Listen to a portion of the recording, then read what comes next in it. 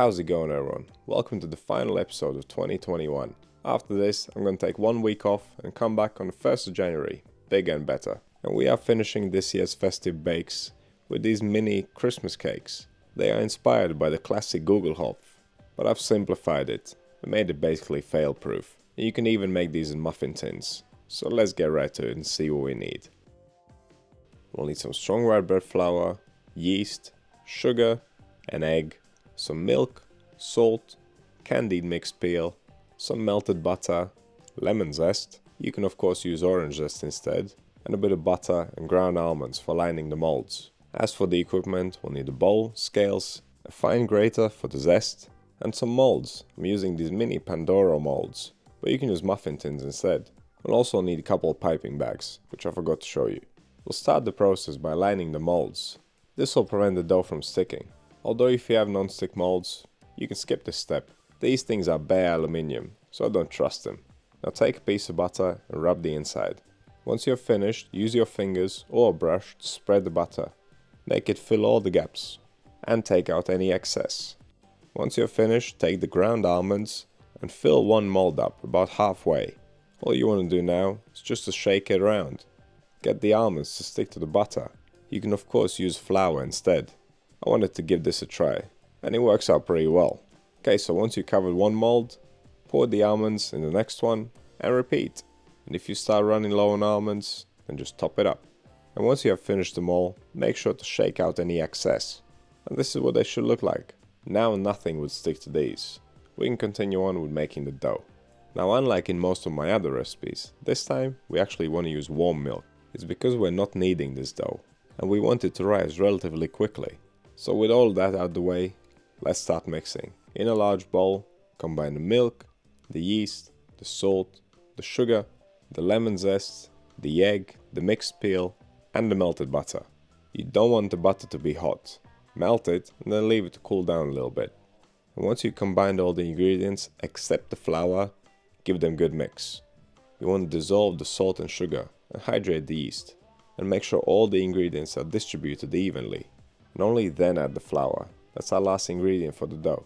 You can add some vanilla paste to this also if you'd like, and replace part of the mixed peel with some raisins or currants. But whatever you do, after adding the flour, mix it well. There should be no dry flour left. Now let's quickly check the temperature. Around 26 degrees is just about right for this. Now we can transfer the dough to a piping bag. This makes life so much easier. And that's it. We have already finished making the dough. How simple was that? Now we just need to fill up the molds and leave it to proof. To make them all the same size, we use the scales. Pipe in 56 grams of mix in each mold. The dough is quite stretchy and sticky, so you're gonna have to pinch it up with your fingers. But that's not a big deal, so just fill them all up, and if you have some mix left over, then just distribute it evenly. To make everything nice and uniform, wet your fingers with a little bit of water and press the dough down into the mold. And lastly, sprinkle some more ground almonds into the molds. Now we are sure to cover the whole surface of the cake. And then press them in once again, just to make them stick. I filled these molds up less than halfway, so as the dough is rising, it will not fully fill the mold. But that's fine, because I only wanted mini cakes. If you want to make them larger, then make 6 instead of 8. You could even make one big one, but regardless of what you decide to do. After the shaping, you need to cover them up and leave them to proof. They'll take around 4.5 to 5 hours to rise, depending on the temperature of your kitchen. During the final hour of fermentation, preheat the oven. 160 degrees Celsius with a fan on. That's 320 degrees Fahrenheit for my American friends. Now we are ready to bake. As you can see, they are puffed up quite well. They almost filled the whole mold. Be sure to leave some gaps between the molds to get a nice even bake. Now we can pop these bad boys in the oven. They'll take around 20 minutes. And you can turn the tray around halfway through the bake to give them a nice even crust. And if they still look a bit pale after 20 minutes, leave them for a little bit longer. But these ones look just about right to me. Now we want to take them out and leave them to set for around 5 minutes before removing them from the molds. You don't want to remove them too soon, otherwise they may lose their shape. Now tip them out, they should come out pretty easily. And that's about it. You can leave these as they are. They are perfectly delicious and beautiful. But of course I'm going to go one step further and decorate them.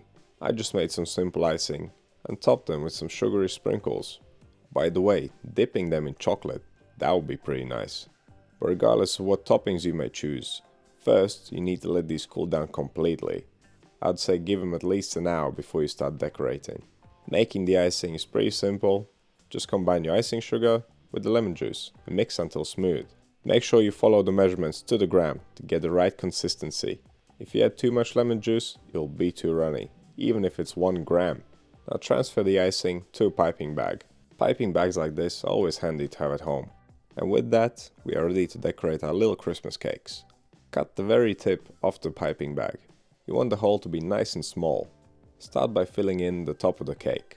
And once you have filled in the top, then pipe a little bit extra to run down the sides. But don't go too heavy on the icing, it will drip down. And having too much will just make it look messy, because it will drip down to the plate. We want the drips to stop about halfway. But of course, if you need to add a little bit more, then add a little bit more. And finally decorate with some festive sugar sprinkles. And there you have it. That's how you make mini fermented Christmas cakes. And this has been the last video of this year. I've been doing this for 2 years now and produced more than 200 videos. And I would like to thank everyone who's followed along for a while. And welcome anyone who's new. I'll be back on the 1st of January, bigger and better than ever. But until then, I wish you a Merry Christmas and a Happy New Year. And if you don't celebrate Christmas, that's totally cool. Because at the end of the day, we're just all here for the bread. Thank you for watching, and I'll see you in the next one.